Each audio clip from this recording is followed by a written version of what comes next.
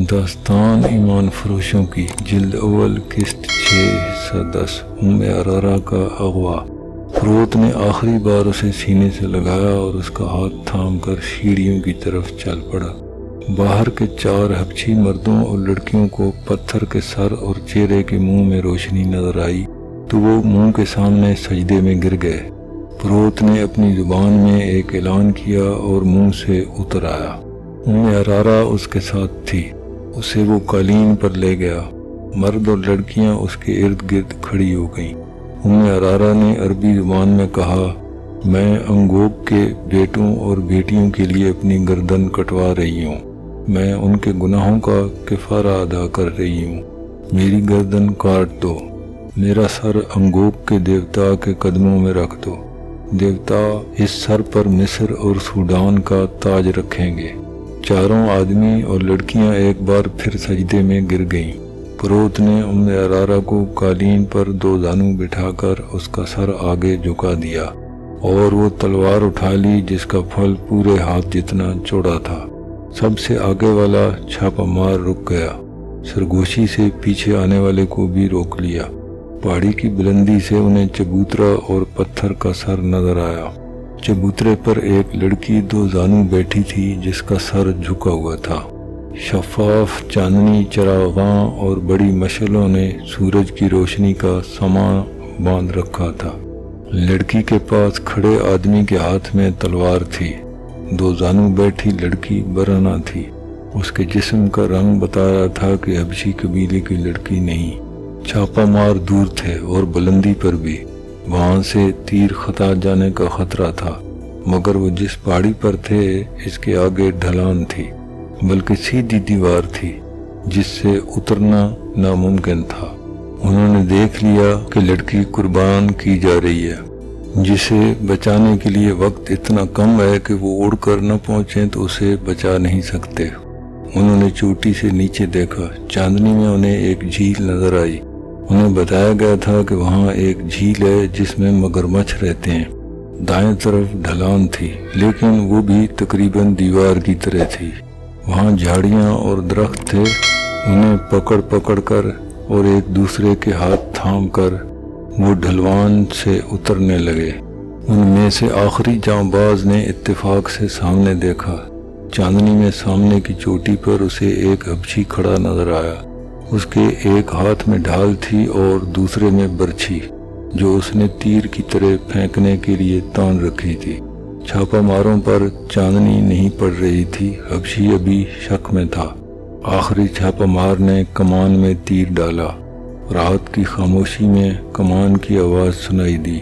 तीर हबशी की शहरग में लगा और वो लुढ़कता नीचे आ रहा। छापा मार ढलान उतरते गए।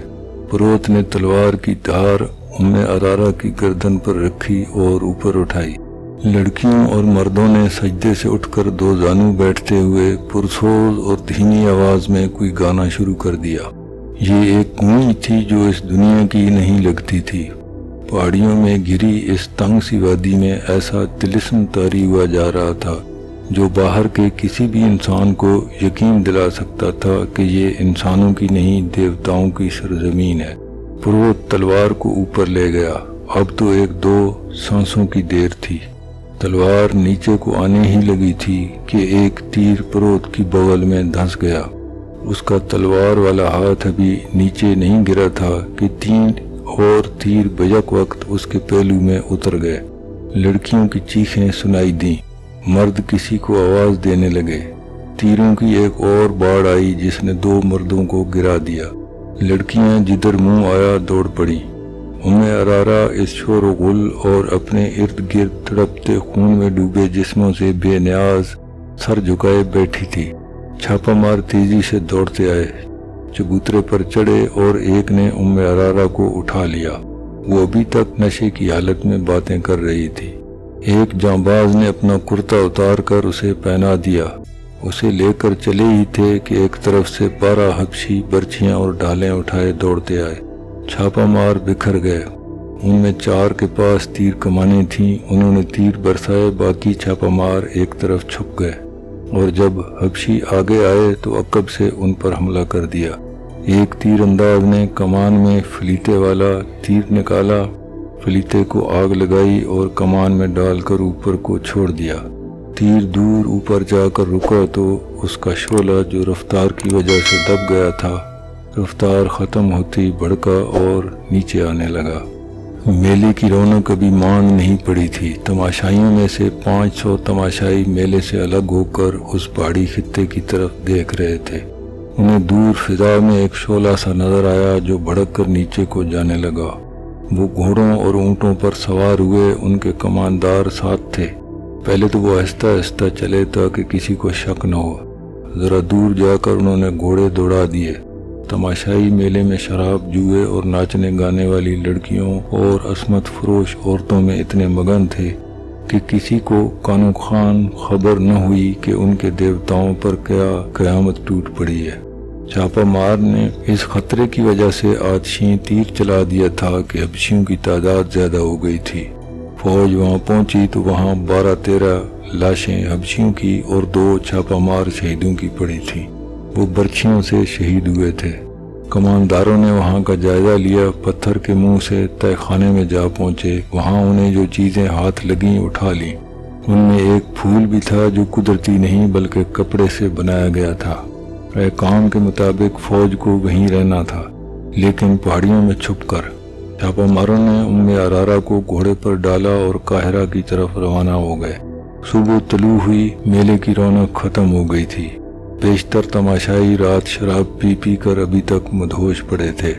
دکاندار جانے کے لیے مال و اسباب باندھ رہے تھے۔ لڑکیوں کے بیوپاری بھی جا رہے تھے۔ صحرا میں روانہ ہونے والوں کی قطاریں لگی ہوئی تھیں۔ میلے کے قریب جو گاؤں تھا وہاں کے لوگ بے تابی سے اس لڑکی کے بالوں کا انتظار کر رہے تھے جسے رات قربان کیا گیا تھا۔ اس قبیلے کے لوگ جو دور دراز دیہات کے رہنے والے تھے، پہاڑی جگہ سے دور کھڑے دیوتاؤں کے مسکن کی طرف دیکھ رہے تھے۔ ان کے بڑے بوڑھے انہیں بتا رہے تھے کہ ابھی پروت آئے گا، وہ دیوتاؤں کی خوشنودی کا پیغام دے گا اور ان میں بال تقسیم کرے گا، مگر ابھی تک کوئی نہیں آیا تھا۔ دیوتاؤں کے مسکن پر سکوت طاری تھا۔ اس منتظر ہجوم کو معلوم نہ تھا کہ وہاں فوج مقیم ہے اور اب وہاں سے دیوتاؤں کا کوئی پیغام نہیں آئے گا۔ دن گزرتا گیا۔ قبیلے کے جن نوجوانوں نے قربانی کی باتیں سنی تھیں انہیں شک ہونے لگا کہ یہ سب جھوٹ ہے۔ دن گزر گیا، سورج انہی پہاڑیوں کے پیچھے جا کر ڈوب گیا۔ کسی میں اتنی جرأت نہیں تھی کہ وہاں جا کر دیکھتا پروت کیوں نہیں آیا۔ سلطان نے کہا طبیب کو بلا لاؤ، لڑکی پر نشے کا اثر ہے۔ ارارا اس کے سامنے بیٹھی کہہ رہی تھی، میں انگوب کی ماں ہوں۔ تم کون ہو؟ تم دیوتا نہیں ہو۔ میرا شوہر کہاں ہے؟ میرا سر کاٹو اور دیوتا کو دے دو، مجھے میرے بیٹوں پر قربان کر دو۔ وہ بولے جا رہی تھی، مگر اب اس پر غنود کی بھی طاری ہو رہی تھی۔ اس کا سر ڈول رہا تھا۔ طبیب نے اس کی کیفیت دیکھ کر اسے کوئی دوائی دے دی۔ جلد ہی اس کی آنکھیں بند ہو گئیں تو اسے لٹا دیا گیا۔ وہ گہری نیند سو گئی۔ سلطان ایوبی کو تفصیل سے بتایا گیا کہ پہاڑی خطے میں کیا ہوا اور وہاں سے کیا ملا۔ اس نے اپنے نائب سالار ان ناصر اور بہاؤالدین شداد کو حکم دیا 500 سوار لے جائیں، اس بت کو مسمار کر دیں، مگر اس جگہ کو فوج کے گھیرے میں رکھیں، حملے کی صورت میں مقابلہ کریں۔ اگر وہ لوگ دب جائیں اور لڑ نہ سکیں تو انہیں وہ جگہ دکھا کر پیار اور محبت سے سمجھائیں کہ یہ محض ایک فریب تھا۔ شداد نے اپنی ڈائری میں جو عربی زبان میں لکھی گئی تھی اس واقعہ کو یوں بیان کیا ہے کہ وہ 500 سواروں کے ساتھ وہاں پہنچا۔ رہنمائی اس فوج کے کماندار نے کی جو پہلے ہی وہاں موجود تھا۔ سینکڑوں سوڈانی حبشی دور دور کھڑے تھے، ان میں سے بعض گھوڑوں اور اونٹوں پر سوار تھے۔ ان کے پاس برچھیاں، تلواریں اور کمانیں تھیں۔ ہم نے اپنے تمام تر سواروں کو اس پہاڑی جگہ کے ارد گرد اس طرح کھڑا کر دیا کہ ان کے منہ باہر کی طرف اور ان کی کمانوں میں تیر تھے، اور جن کے پاس کمانیں نہیں تھیں ان کے ہاتھوں میں برچھیاں تھیں۔ خطرہ خون ریز لڑائی کا تھا۔ میں ان ناصر کے ساتھ اندر گیا۔